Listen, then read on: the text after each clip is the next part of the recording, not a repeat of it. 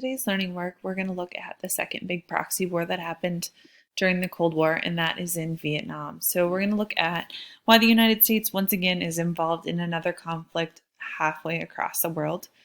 We're going to start by identifying where Vietnam is and some key locations in Vietnam that we need to know about before digging into the whys and what happened, or what happens, as I say, of the Vietnam War. So you're going to start by going to Schoology and uploading your Vietnam War map and directions in your Cold War learning work.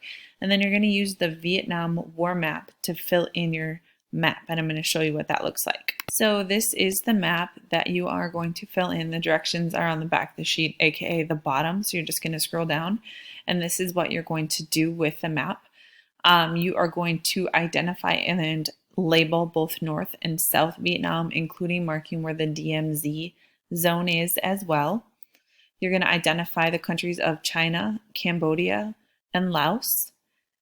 You're going to find two specific cities, Hanoi and Saigon. There is a river area called the Mekong Delta I would like you to identify. You are going to label where the Ho Chi Minh Trail was.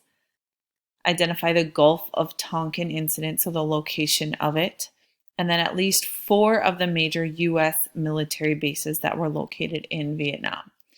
How you're going to do this is the other document in your Schoology folder, which is the Vietnam War map. This is what that document looks like. You can see down here at the bottom there is a key. So when you're looking for those major U.S. bases, you're looking for this little triangle figure right here. So one would be right here and here and here, kind of up the east side of South Vietnam. Okay. And that is what you need to complete for today's learning work, just starting to get a general idea of where Vietnam is and some key things that are happening within the country.